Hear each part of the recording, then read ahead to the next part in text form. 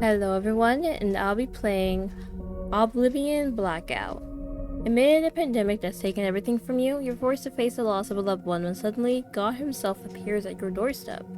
So in this game, you step into the shoes of a young woman fighting for survival alongside other outcasts in a world overrun by creatures known as the Others. They won't stop until the world is reduced to ashes. So, God decided one day, like, you know what, let me help these people. Basically.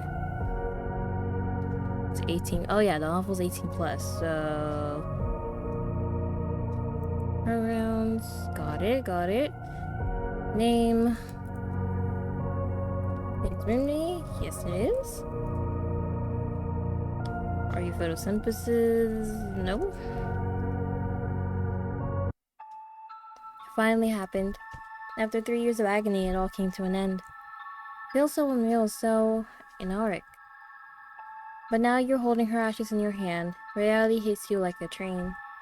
Except you're actually riding inside that train. No one speaks, no one moves for you. Their stares say it all. Discomfort, pity, straight up indifference. You pull your phone from your pocket and scroll through your contacts, hitting up the first number on your list. Dad doesn't pick up. You hang up when voicemail kicks in, switching to your messaging app. The screen flooded with all your unanswered texts.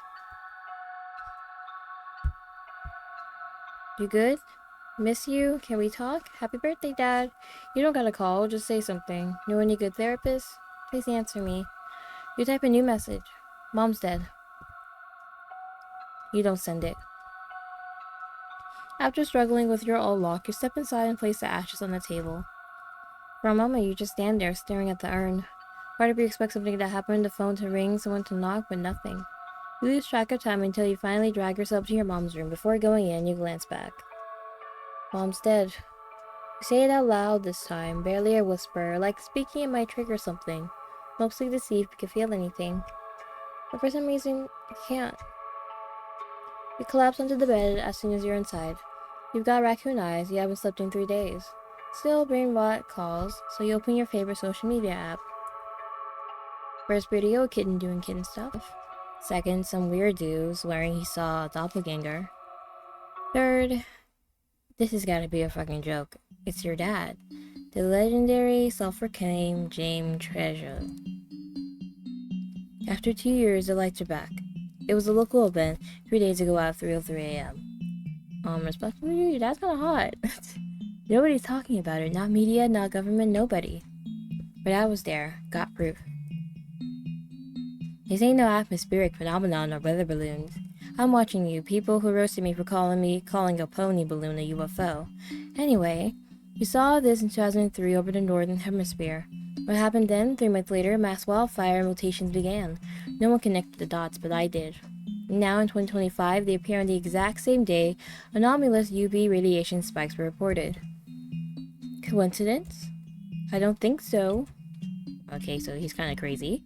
This is all tied to the CAS-23 pandemic. CAS isn't a disease, it's a weapon. Look at the symptoms: skin peeling, blisters, rashes.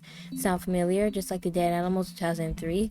Skin peeling? It's a disease that can cause that? They're watching us like some zoo exhibit, and they've been doing it for years. Stay alert, don't trust official broadcasts, and for the love of whatever's left on this planet.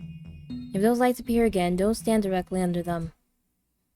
You don't know how to react. You turn off the screen and drop your phone on the nightstand, staring at the ceiling.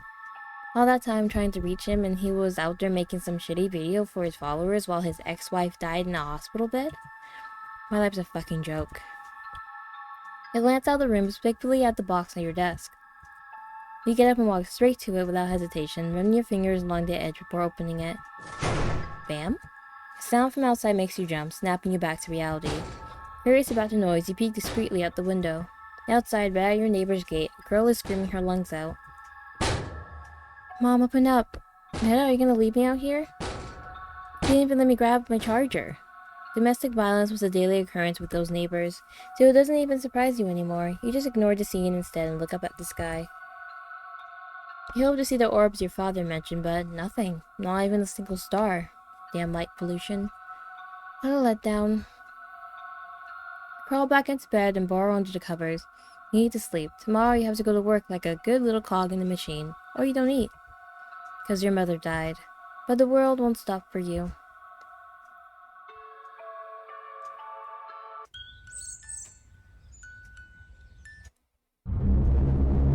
Ah, you crashed into the floor like a sack of potatoes. What was that, an explosion? Or did you dream it? You're twisted up like a contortionist, but you're not in the mood to get up. You close your eyes again, ready to fall into Morpheus's arms. What the hell was that? Uh-oh. It's starting. You rub your eyes, trying to clear your vision. You check the clock. 8:30 a.m. It's too early for all this. Shit. You spring upright like someone shoved a rocket up your ass, throwing on the first clothes you find. You blow out the door. If you could fly, you'd already be airborne, but no, you're condemned to the ground in public transport, so you sprint towards the train station. The second you step outside, you bump into one of your neighbors, Donna and Mary. Apparently, an entire block except you was excited because of what happened. Camila, Sophia, where do those girls run off to? You try to slip past her unnoticed, moving slowly. Mia, did you feel the quake? Hear that scream? Why didn't you come out? You sigh in resignation. Nothing gets past Dawn and Mary. No, I didn't hear it. You lie. It was awful. At first I thought it was a cat, but it was Donna Lupe. Donna Ophelia, the self-appointed neighborhood sheriff, starts approaching when she hears the conversation. Go to work or join it. You know what, let's join it. Who cares at this point? Mary, I heard about the neighbors. They said that the old man started foaming at the mouth and attacked Donna Lupe. Sweet Jesus, and then? The cops took him, and my son drove her to the hospital in a truck because there's no ambulances here. That man was Sparrow. He even bit Dom Pascal. Remembering the girl from last night, you glance at the neighbor's house. A trail of blood stains the sidewalk. Can you believe it? My granddaughter says she heard Donna Lupe kick her daughter out last night. And look at this. That bald bastard didn't even wait a day to start abusing her. But wasn't that man sick? Oh no, you can't trust anyone these days. Poor girl. Curiosity eats you alive, but you can't stay. Sorry, I gotta go, late for work. You see the woman's surprised face as you rush past, but you can't say anything, you're already running. Oh, that girl. I was just about to offer her something to eat. Probably busy with her mom, with her being on her last. Spares no one, poor thing. Oh, that's where her mom got. Sorry I'm late, but I'm coming. You text your boss, but for some reason the internet is slower than usual and the message won't send. As people bored and settle and you glance around. A young woman holds a child. The kid seems fine, but something's off about her. Her skin is pale and irritated, veins slightly raised. Her eyes are sunken, glassy, yellowish. Is that Cass 23? No, it doesn't look like that. Either way, she looks like hell, and not a single person bothers to offer her a seat. You check your phone anxiously. Your message still hasn't sent. Ugh, they're gonna dock my pay. You tuck your phone away with a sigh, glancing sideways. Something in the back of the train car catches your attention. A fight? Then you hear it again, that same eerie sound from this morning, only now it's followed by just a tremor. This time, it's an earthquake. Everything shakes violently, your vision distorting like the world's being broadcasted through a corrupted signal.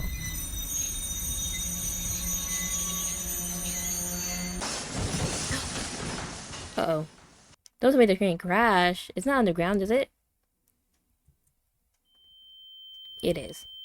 You don't know how long you were out, but eventually you come back to your senses. The air is thick, saturated with the metallic scent of blood filling the train car. There's blood on your clothes. You can't tell if it's yours. Gasping for air, you look down and see people, or what's left of them, piled on top of you. But that's the least of your problems when you see what's happening a few feet away. Oh hell no.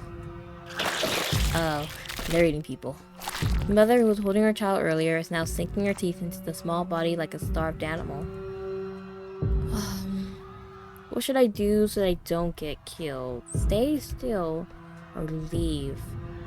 I think staying still might be the best option. The train car light flickers so you can use the shadows to stay purposely still. She doesn't seem to notice you. Outside, chaos erupts. Some people flee while others try to restrain the attackers. A few attempt to help. Restrain these motherfuckers. God, what's wrong with them? The man shouts as he struggles to pin someone down. There are still people inside. Come on, open the doors. This one bit me. He bit me. Seeing the commotion on the platform, the woman lets out an inhuman shriek and lunges towards the crowd in one leap. But her charge is abruptly stopped by a blunt impact. You can't see the face behind the helmet, but a guy has just smashed her with a guitar case. The hell? He mutters at the scene. Help me. You try to drag yourself out so he'll see you, but it's useless. A sharp pain shoots through your knee. Suddenly, the weight of you lessens, and an involuntary sigh escapes your lips. Easy, I've got you. The platform has become hell incarnate. One of the restrained breaks free, shoving his captor aside before sinking his teeth into his jugular.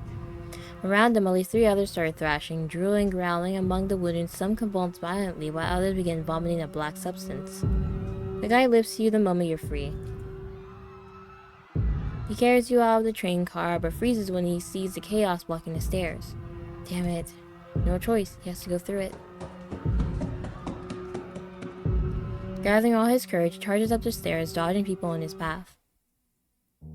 Luckily, no one follows. Once outside, he beelines for a motorcycle parked near the station. He plops you unceremoniously onto the back seat and yanks off his helmet, gulping for air. His chest heaves. Now you see him clearly for the first time. Pale, young, with blue eyes and long black hair. Strange, yet something feels familiar. Thanks? Don't mean.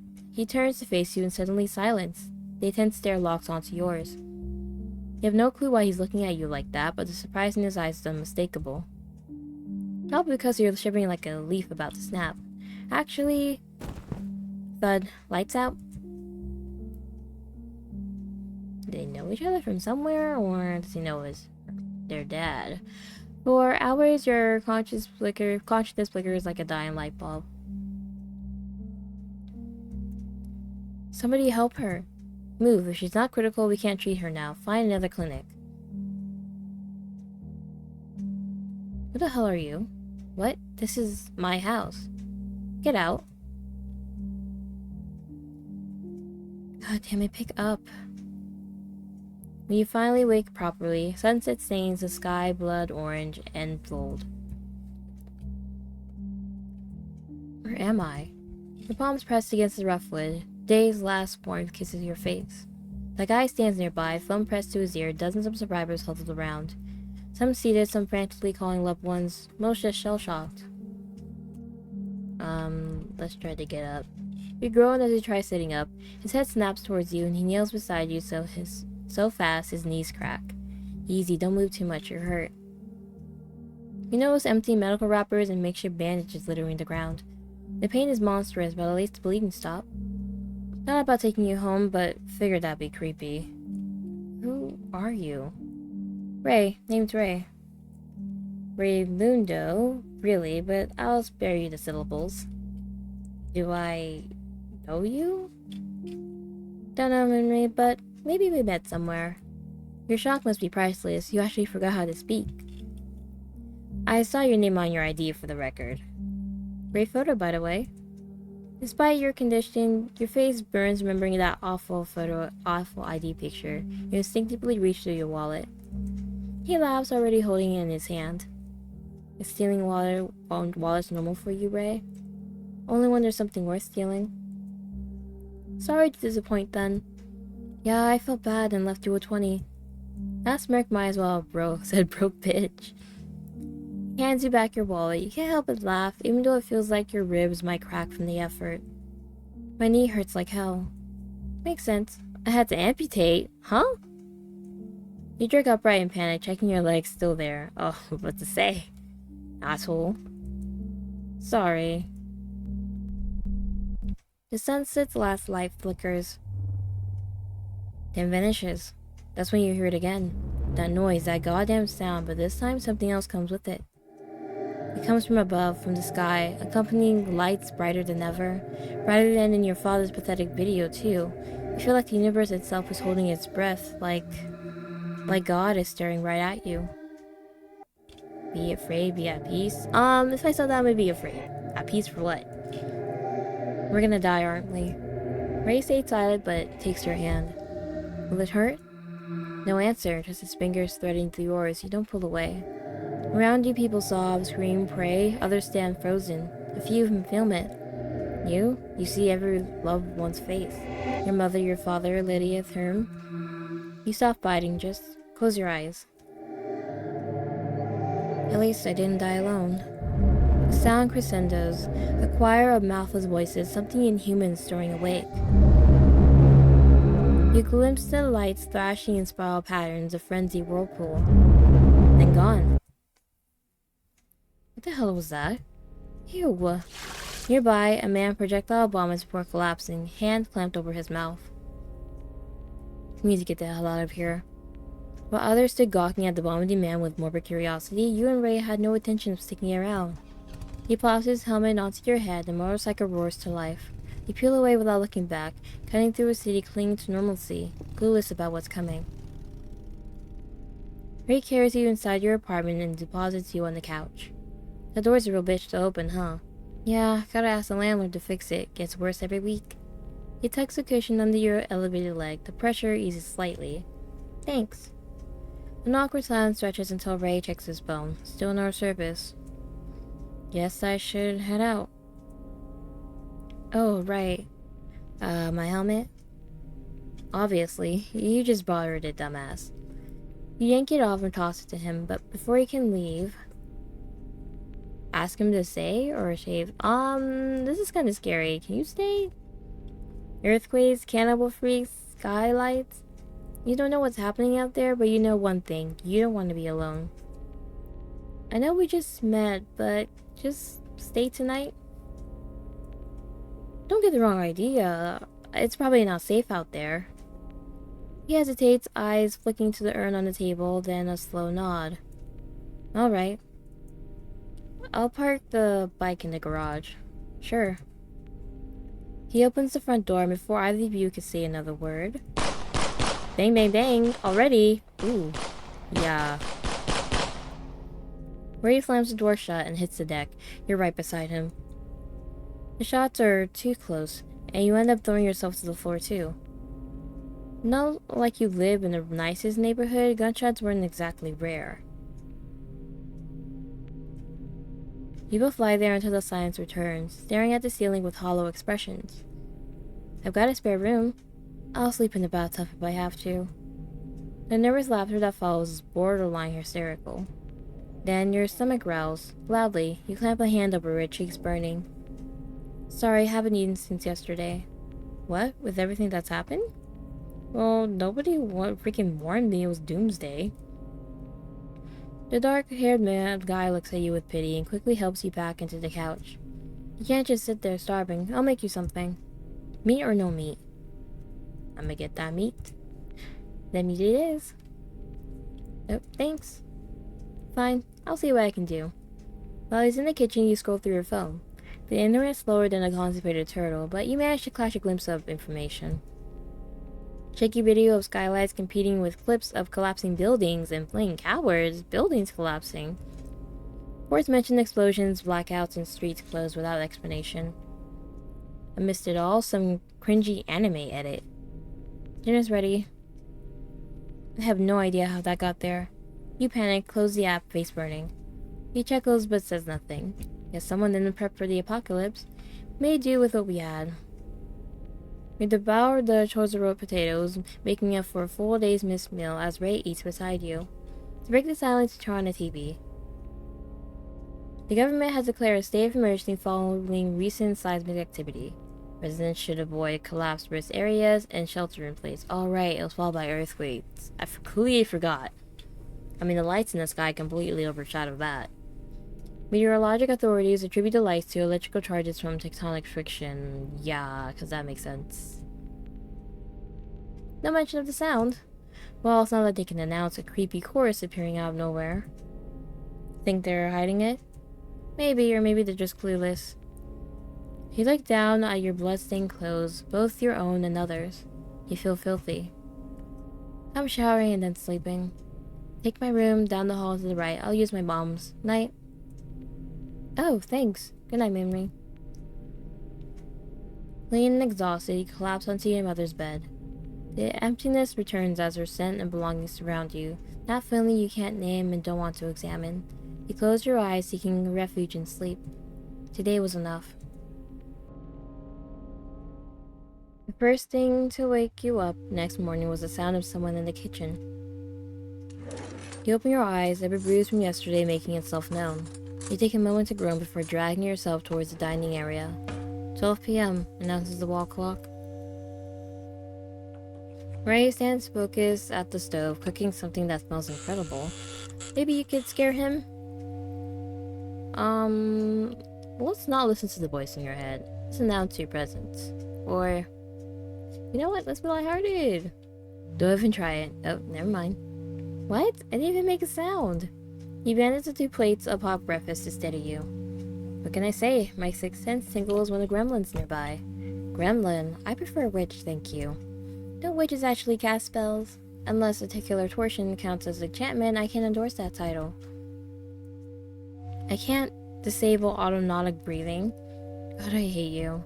You both laugh, even as you curse him. He guides you to a chair. You shouldn't be walking yet. Hungry? Made pancakes? You sit down and Ray quickly brings the plates to the table, remaining silent.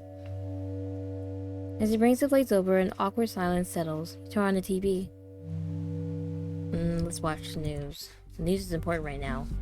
18 hours since the sky phenomenon and 28 since the quake shook multiple regions, many citizens attempt to resume daily life.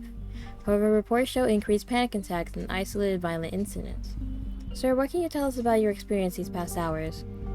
Truth is, we don't know what's happening. Yesterday our house nearly collapsed. We had to stay outside while Slipper Protection checked it. That's when we saw the lights. Was your home severely damaged? Well, the old houses, they cleared us to return by morning. But at night we heard screams, something off. Probably just stress, you know? Not everyone's been lucky. I see you have a backpack. Where are you headed? To work. Life goes on, no? Even if the sky's falling, a man's gotta earn his bread, miss. God ain't coming down to fix our lives. We heard it here. Despite the disaster, our country's reality forces may need to resume normal life to put food on the table. Authorities continue assessing damages. Remember to stay calm, follow emergency protocols, and avoid spreading panic, including rumors. I'm Jackie Rodriguez, TZMG News. Your eyebrows shoot up recognizing the reporter. Wasn't that Donna Mary's daughter? Whatever. You're focused on breakfast, at first indifferent, but then the flavor hits you. These pancakes taste exactly like the ones you used to make with your mom. Right after a bite, you savor the unexpected comfort. This small return to something lost. You want to ask, but Ray's miles away, pale, staring at his phone. Phone? Hello? Earth to Ray? Yeah? You okay? You look like you just saw a ghost. Curious, he peeks at his phone, just catches social media feed. He quickly swipes away, locks the screen, and shoves it into his pocket. It's nothing, just scrolling. You got service? No signal, but the Wi-Fi is kinda working. You eye him suspiciously, but he cuts you off before you can pry any further. I'll hit the store. Get you supplies before I go. Don't bother and go home. Your family's probably worried sick.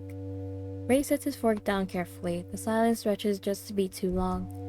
Not really. Dad bailed when I was a kid. Mom dumped me the first chance she got, so flying solo. I used to live with my girlfriend, but she's not around anymore. Your eyes go all soft on him, which just makes that smirk bloom as he flicks your forehead like a dumb kid. Quit it. I'm not some rescue pup. If you're going out, I'm coming. You can barely walk. Stay put. I'm fine, just some bruises. Cockroaches like me don't die easily. He helps a laugh through his nose, the smile not quite reaching his eyes. Whatever you say, Miss In... Well, fuck. Before you stretch the most ridiculous checkout line you've ever seen. And this is just a normal grocery store, not some Black Friday madhouse. You and Ray share a look that says, you seen this shit? Well, some Doomsday type of event happened the day before, so yeah. But with empty cupboards back home, you resign yourself to chaos. I saw it first. Give me that toilet paper, asshole. I knew people were fighting over toilet paper. What is it with toilet paper that people are fighting over? People don't have bidets or like wipes or something? Like toilet paper? Really? It's the last pack of Bum Bummy's Ultra Soft, bitch. Hands off. 2 grown adults are fist fighting over toilet paper. Like, I think back to 2020 and 2021, and I just like, that's the most ridiculous thing. I'm like, why are people fighting over toilet paper? It was really just showing the case of human stupidity at that point. While the idiots wrestle over nothing, tall boy Ray Neek buys and grabs the goods. His hands sneak up the actual last package, wedged in the back of the top shelf like a hidden treasure. He puts a finger to his lips, drops it in the cart, and keeps walking like nothing happened. Groceries, meds, and cleaning supplies. Check. Ray even threw in a Guncito for good measure. Now for to find the boss. The checkout line. 5 minutes, 10 minutes. Someone cheers in the distance, hoisting their hard-won Bum Bunny Ultra Soft like a trophy.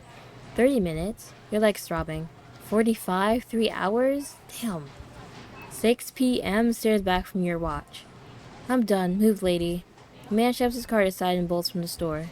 The crowd watches in shock, then like lemmings, they follow. You look at Ray. He looks at you. I mean, if it's the end of the world, it's the end of the world. That grin says it all. You cling to good values. Help! I'm not even gonna lie. You know what? Bye-bye. I'm not gonna lie. Like, it's bad, but like, seeing those lights in the sky, yeah. Ray, run! They can't stop you all. Sharp right, sharp right.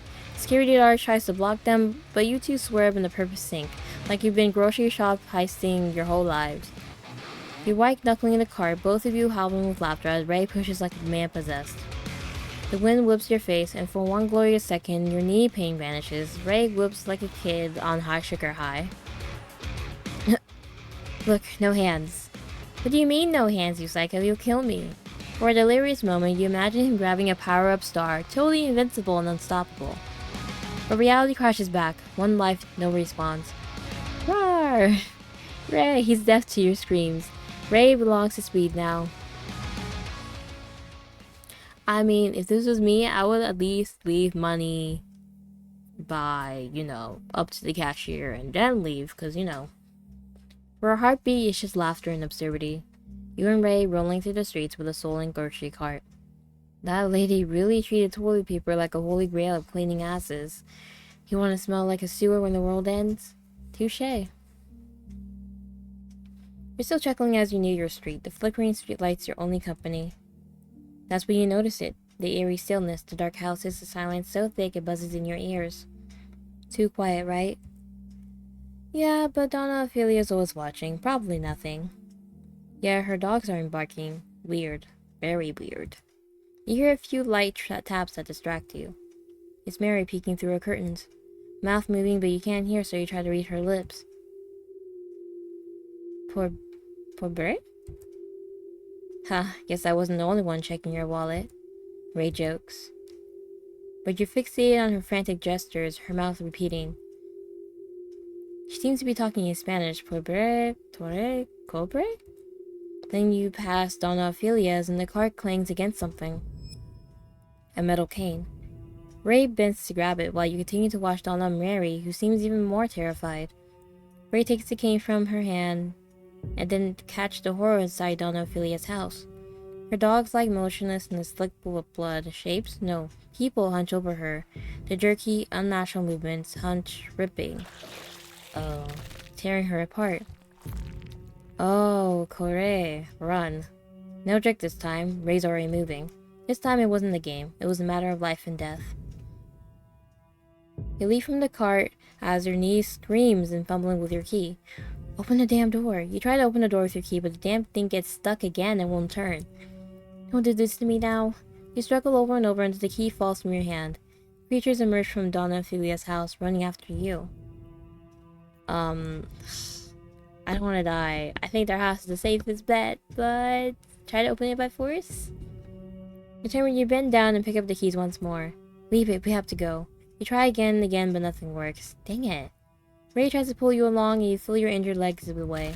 You let out a scream, hearing your knee crack internally. Thought the train wreck was done with you? Not so invincible after all. You didn't even have time to run. Teeth sink into your flesh. Blood begins to leave your veins, and soon the cast BB makes you move to find a new victim. If only you could turn back time. Oh. So, whatever those lights are, maybe they're looking for people that are, quote-unquote, like, compatible with the virus to turn into these things, I guess. And the first batch of people that died from Cas 23 were the people that weren't compatible with the virus, basically. That's what I think. Yeah. So we have to leave, unfortunately. Keep running. There's no time. Adrenaline takes over and you begin running in a frantic race alongside Ray. Your breathing is ragged, heavy. Each step seems to cost a little more. Ooh. You scream again as your knee cracks internally. You fall to the ground, scraping your hands and knees. Ray doesn't hesitate. He lifts you up, practically throwing you into the shopping cart before taking off at full speed. This way. A girl's voice cuts through the air. She's at the door with Donna and Mary, who's holding a broom. Quick, get inside. Ray runs towards them just as the creature's footsteps sound dangerously close, barging through the doorway like a stampede. Both of you crash into the house. Mary slams the door shut. Help me. A young girl tries in vain to drag furniture towards the entrance. Ray immediately rushes to assist her. Outside, desperate blows pound against the door, until suddenly they stop, leaving only a monstrous silence behind. Once the movement outside ceases, Ray hurries to you, carrying you to the nearest couch. You writhe in agony with every movement, gripping your knee so hard you might dig your fingers in. The kneecap is dislocated. You want to scream, but fears of those things returning stops you.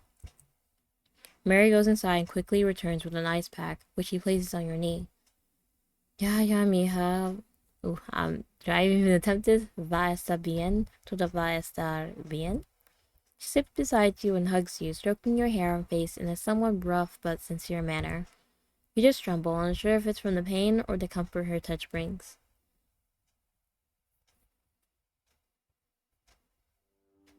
Several hours pass since the attack, but no one dares to speak. The only constant sound is a faint tick, tick, tick, almost impenetrable, that always seems to accompany Mary. Ray has been glued to the window crack for too long, gripping a pipe wrench he found under the sink. Guess they're gone. And he guessed right, but apparently they weren't the only ones who had experienced something like this. Police sirens in the distance confirmed something was happening outside. The older girl turned on the television, and when her grandma scolds her with a look, she defends herself. I wanted to see if Mom was on TV. Mary softens, placing a hand on her shoulder. It's okay, honey, let's see what they're saying. There has been a significant increase in criminal acts. The streets now show looting and clashes between civilians. We recommend the population remain indoors and stay calm. The images show a man being subdued by a police officer amid the looting. He has traces of black substance around his mouth and yellow eyes. The government's not working quick enough. You look at Ray, but the recognition on his face says it all. He's thinking the same thing. Dawn and Mary, meanwhile, eyes the shopping cart they brought with them. Honey, one shouldn't do bad things even in the worst times. Your mother wouldn't like seeing you stealing. This is the end of the world, lady. Who cares? You lower your gaze, feeling like a scolded puppy. I'm sorry. That's not it, ma'am. We were all in line to pay, but everyone started running and I ran too. She scrutinized Ray. Even without her glasses, her bad boy radar was going haywire at his appearance. And you, don't go putting an idea in this girl's head. She's not alone. I know your type well. He promised you the heavens, but you end up eating dirt. Let's just be honest. He looks like trouble, but he's got a golden heart, Mary. The old woman's expression softened at your words. Forgive me, mija, but if you don't correct them early, they turn out worse. I only scold because I care. Un gasito? The little girl was rummaging through her cart. You can have it. She looked to her grandma for approval, then grabbed it with a smile and ran off. What happened to you, Mia? Why's your leg hurt? We told Donna Mary everything since yesterday morning. The accident, the woman, the injured, the lights in the sky. We saw them too. First the sickness, now this. I think God's announcing the end times. He must be tired of all the evil and suffering of this world. And speaking of suffering, how's your mom doing? She asked innocently. Of course she didn't know. You hadn't told anyone. She's fine. They're taking care of her at the hospital. You lie. Ray watches from his spot, arms crossed. His expression is unreadable. We should put this food away before it spoils. Can we use your fridge, ma'am? Yes, go ahead, mijo. He quickly gets up, taking the cart to the kitchen, but soon returns for you. Henry, come help me. Oh, muchacho? Don't worry, Donna Mary, it's fine. I'll carry her. He smiles and lifts you in his arms, carrying you to the kitchen, where he sets you down on the counter. He peers discreetly into the living room, confirming the others are distracted by the news. Thanks. Don't mention it. I know when someone needs an escape from tough conversations. He begins putting groceries away as you sit in silence. So, Golden Heart, huh? You both chuckle softly. You gaze out the window at the darkened neighborhood, the same streets you've always known, now feeling as dangerous as being unarmed in the jungle. Distant police sirens, ambulances, even fire trucks wail in the distance. You're not sure what's happening out there, but one thing's certain. This is just the beginning. At bedtime, Donna Mary gives you and Ray blankets, offering her living room as makeshift sleeping quarters. Darkness blankets your rest, judging by the silence everyone else is too. Everyone except Ray. He stares at the ceiling, soundless, while your consciousness remains adrift in dreams. Without hesitation, he slips to your side, kneeling before your sleeping form. For a moment, he just watches you. In his eyes, the greatest tenderness he's ever voiced. Fights through a storm of conflicting emotions, revealing pure longing. I can't believe it's really you, murmuring after everything, you're still you. His whispers carry a forgotten intensity as he brushes his lips against the corner of yours. In perfect circumstances, but you were here, and that was enough. His thumb traces your cheekbone. I saw your mom's ashes yesterday. I'm so sorry. She was a good woman, kind even to someone like me. Finally, he pulls back, withdrawing his touch like he's lost his privileges. Sleep easy, boo. Whatever comes tomorrow. He took a step back, then another, moving away from you. This time, I promise, I won't let anyone take you away from me. Who is he? He retreats to his sofa, silence reclaiming the room. For his promise remained. Day 3. The city fell silent that morning, the kind of quiet that follows a storm. Ray, just like the night before, peered through the crack in the window. They're hiding from the sun. Vampires, maybe? Sounded like a joke, but at this point, anything was possible. Looks like zombies to me. That kind that eats plants? Ray shot her a blank look before turning his eyes to you. How are you feeling? Scrapes, cuts, need has definitely seen better days. You return the same blank stare. Right, stupid question. Language, sorry. I mean, it's better that they don't come out with the sun, at the very least. People can do whatever during the day, and plan. Any news? On the internet, some are organizing relief centers, others are posting tutorials on how to make weapons out of sticks and nails. Lots of people say they first saw the others right after the first trumpet sound. Everyone's arming themselves. This is getting real. Not the trumpet. Did that really sound like a trumpet? I don't think so. But I don't blame people for thinking it's the end times. But why do you think the end times will come like this? Unless they think people already transcended. You glance around. It's a humble home, but the windows are tightly barred with metal sheets. Ah, Latin America, never a dull moment. We should go back to my place. Ray seems to consider it for a second, but quickly shakes his head. We don't know if it's safe out there. We're staying put for now. Don't let me in with you. I can make it back. Even with your legs swollen to twice its size, you try to stand up with what you hope looks like dignity, but the second you put weight on it, you crumple. He catches you before you hit the floor. All you can do is stare down, frustrated. Even if you could, I'm not letting you risk getting bitten by some half-rotten asshole on the way. You know he's right. You know you should say so, but your pride is clawing its way up your throat, fighting the helplessness of depending on someone else. The feeling that only gets worse when the guy with the dark hair offers you painkillers from his pocket. You snatch them from his hand, reluctant. Since when are you my babysitter? Since you can't even walk? You bite your tongue, too frustrated to reply. Does anyone else live here with you, Donna Marie? My husband passed years ago. My daughter will. She lives far away for work. Ray lets out a sigh of relief, his eyes drifting towards the entrance, still barricaded with the cabinet he pushed there the day before. We're in this together now. You don't answer. You just lean back helpless and let the painkillers do their work. The noise from the street has faded for now. For the moment, you rest. It rained during the night, leaving the streets flooded with murky puddles that mirror the crumbling buildings and abandoned cars. The power's been flickering for hours, blackouts coming and going like a battle, man. You know, in a situation like this, I would really appreciate living out in the country or on the farm, so at the very least you can grow your own food. Being in the city is like the worst thing in this situation.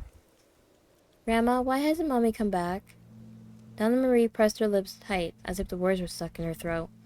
She must be very busy with everything that's happening, Nina. Until then, I'll take care of all of us, okay? Camilla lowered her head, her eyes clouded with sadness, too heavy for a child. Then she turned on the TV.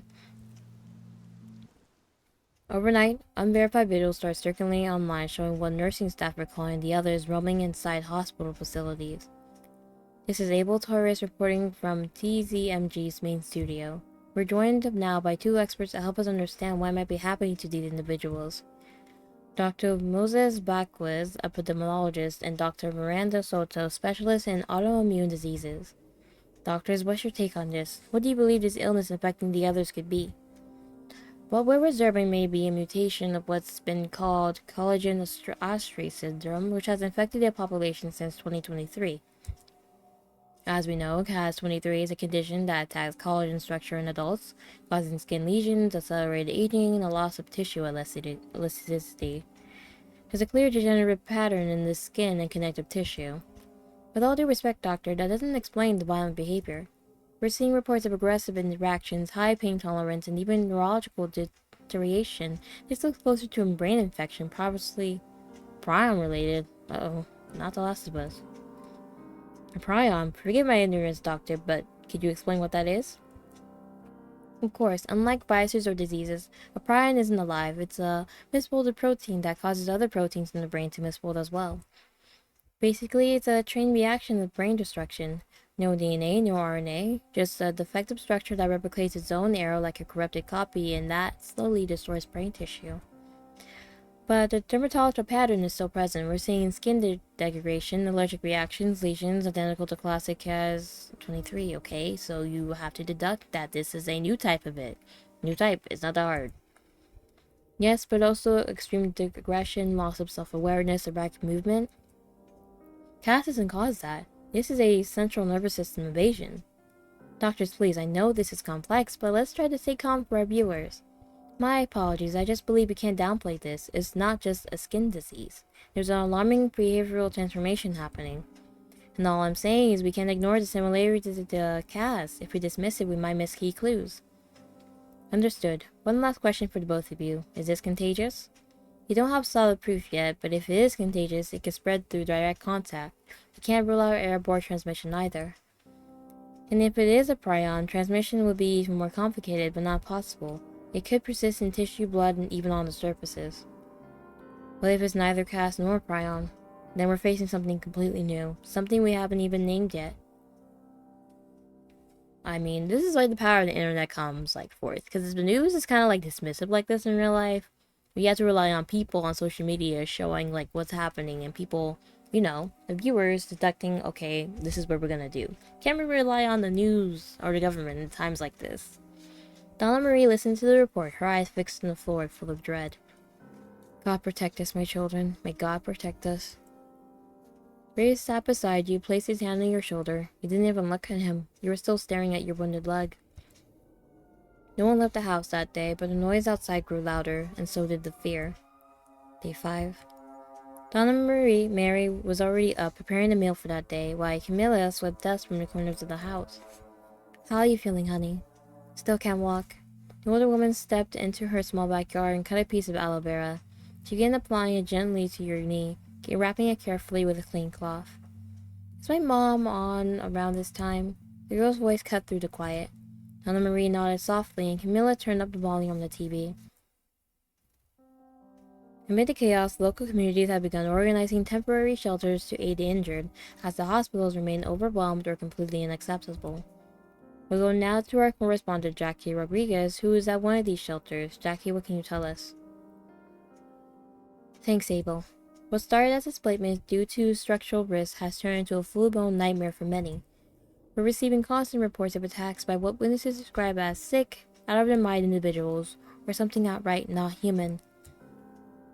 Personally, you've been here since 9 a.m. and haven't been seeing anyone matching those descriptions, but the stories and videos circling online are too consistent to ignore. Next, we'll speak with some of those affected. Back in the house, a deafening boom ripped through the air. Eyes snapped from the screen towards the bared windows. A massive cloud of smoke and fire bloomed in the distance, swallowing parts of the sky, close enough to hear, far enough that the shockwave didn't shower the windows. What was that? Sweet merciful God. None of you knew what it was, a glass line, a station, a bomb? One thing was clear. The world outside had become a hostile place. And as you all stared at the world falling apart in real time, the TV droned on in the background. Thanks you for that report, Jackie. Now breaking news, local authorities have announced a curfew starting at 6 p.m. Everyone must remain indoors after that time. The power went out. It went out. It finally did. Your phone's battery is about to die. Hey Cammy, can I borrow your charger? Coming. The girl went to her room and came back handing you the cable. Maybe it was habit or the threat of losing power for good, but you plugged it in using Camilla's charger, a pink monstrosity covered in heart stickers. Set it aside, staring at the ceiling, and then your phone vibrates. An unknown number. Finally, you slid your finger to unlock it. I'm so sorry, kid. I knew this would happen sooner or later. That's why I stayed away. Get to the outskirts of the city, stay away from stagnant water, and if a man ever finds you and asks about me, tell him I abandoned you years ago. Okay. Don't try to text back. I borrowed this phone from a corpse. I won't contact you again, but if you ever need to say something, use a shortwave radio. Tune it to 1.4 Hertz at 3:33 a.m. I'll be listening. I love you, and I loved your mother too. Never forget that. I'm sorry for everything I put you through. PD, the part about the water is serious, not a joke. You could get really sick. Your hands tremble. You coward, now you care? What's wrong? You shake your head. Despite your inner conflict, you almost ran to tell Ray. Almost, because you can't. Fortunately, you can see him where you're sitting. He's standing by the patio door, a cigarette dangling from his lips. Ray. Yeah? I have a signal. When he hears your words, you can see Ray stop himself from sprinting over right away, cigarette still in his mouth. He catches himself, puts it out, and then starts moving. The smell makes you cough, and you cover your nose with a disgusted look. What a shitty habit, ain't it? Everyone has their own way of dealing with anxiety. Can you just pick up a book instead? You say it with a reproachful tone and a scrunched up face. He just lets out a short, amused breath through his nose and smiles as he walks over to you. Wait, you're saying you have a service? My stupid dad texted me. Your dad, let me see. For a moment, almost imperceptibly, his shoulders relax and a faint smile full of relief crossed his face. God, that's good news. Huh? You know him? Your words made him react sharply, erasing all emotion from his face. No, I meant the signal. Can I call someone? You nod. He immediately dials a number and puts the phone to his ear. Okay, so he does know her dad. But how? Is his dad involved, or her dad involved in something, like, serious? That I need to know about this? Like, I don't know. The number you dialed is not available, of course. But he didn't give up, he dialed again. His silence stretched for minutes as he called over and over until he finally hung up, lowering his head. Doesn't look like they're answering. I'm so sorry. Don't be. It was to be expected. It was obvious that in a situation like this, not everyone would get lucky. No tears fell from his eyes, but the deep sadness he felt was written plainly across his face, in the set of his jaw, the slump of his shoulders. He wanted to say something, but he didn't linger. He just walked back out to the patio and picked up his cigarette right where he left it. He didn't know who he'd been trying to call, but it must have been someone important. Day 7. Oh God. Mary had gotten up to use the bathroom when the crack of gunfire shattered the night silence, jolting you awake. Get down, now. It felt like deja vu pressing yourself against the floor beside him once again, but the situation left no room for hesitation. Get away from the living room, he shouted from the hallway, crawling on her hands and knees towards the girl's room. You and Ray followed, dragging yourselves across the floor. This time, the gunshots and screams outside didn't stop until sunrise. Even then, you all stayed hidden until well into the afternoon. Looks like they broke into the house across the street last night. Peering through a crack in the window, he saw several bodies hanging from a neighbor's balcony. It was impossible to tell if it was suicide, lynching, or something worse. He turned back, his eyes meeting yours before shifting towards the two girls. Without a word, he closed the curtains. Later that night, you tried to get online, hoping to find some kind of update, but nothing. No signal, no news, just silence. It's gone. No post, no news. Tom and Mary walked over to the modem. All the lights were blinking except for one for the internet. It was completely dark. Maybe my Jackie will say something? I guess this is why it's important to have a radio. I'm guessing. Clutching that thin strand of hope, she turned on the TV. Several areas of the city have been cut off due to power outages. As we're seeing that now, the streets are... Oh my god, girl, why are you out there? At night? That's crazy. What was that? The flood of frantic footsteps seemed to pour out from the nearby buildings. The camera doesn't show them, but the horror on the reporter's face says it all. Carlos, get in the van. Now, now. The cameraman and Jackie bolted, scrambling into their news vehicle, slamming the door shut. We're inside. I think we're... Fists or worse slammed against the van. The camera shook as dirty figures climbed over the windshield, blotting out the light. Carlos, drive. The van was surrounded. No matter how hard Carlos revved the engine, it wouldn't budge. Tell all over us there. Crash. The side window shattered. Screams erupted from inside the van. Carlos struggled wildly as Jackie scrambled uselessly towards the back, clutching the camera now pointed directly at her terrified face. Mom, if you're watching this, I'm so sorry. As the speaker's hand suddenly yanked her hair, the camera tumbled sideways, capturing nothing but screams. Jackie, oh my god, my baby. She cried out, rushing towards the screen in helpless anguish. The girls rushed out of the room the moment they heard their grandmother crying, but Ray was quick to approach them, covering their eyes with his hands. Did we lose the feed? God. The anchor started desperately off the camera, searching for a direction from his producers. We're going to take a break. Now, I appreciate all that reporters do, but in this situation, it's not best to be out there. Please stay home.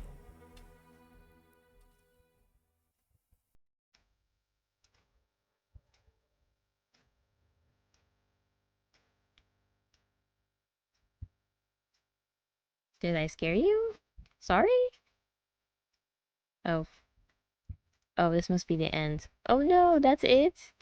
Oh, that was so depressing. I don't like that. Everything felt so hopeless. The game's still in beta, but I plan to expand it. More rules, characters, and dynamics.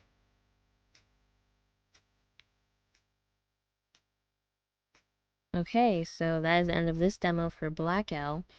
The lights in the sky. So I stand by my theory that cast Night 23 or whatnot was used to test out people like who was more susceptible to it. Those people that died, they died. People that didn't die, well, they came alive as zombie vampire things. And the lights, how it's directly affected by the lights, but like how would lights maybe through like rays, UV rays or something, to the lights that people get the disease. The only good thing about all of this is that, you know, they're not active during the day, which I think people could use to the advantage. I mean, zombies, you know, they don't care. They're active during day and night. At the very least, they have the day to themselves to rebuild and plan and whatnot. So at the very least, they have that. But, I mean, you have the internet, you have the government, you would think people would be like piecing things together, like, okay, people will share their theories, okay, I think they come out at night, or like, I think it's from, if you see someone with like black stuff around their mouth, or they look really weird, they have the cast 23 like symptoms, you should stay away from them, or you should lock them up somewhere. Do that at the very least, because the news wasn't doing anything. I guess the news are just reporting like credible things they find credible, but in situations like this, you shouldn't be finding things that are credible. The biggest mystery here is the guy that's with our character. Who is he? How does it relate to her dad? Does he know something about all this? It seems. Who knows at this point? You know. But yeah, that is the end of Oblivion Blackout. I like this game so far. It's really interesting. I love the mystery in it. It kind of reminds me of The Last of Us, but not total, like, humanity hasn't collapsed yet, but we'll see. But thank you guys so much for watching this video. I hope you enjoyed it. Bye!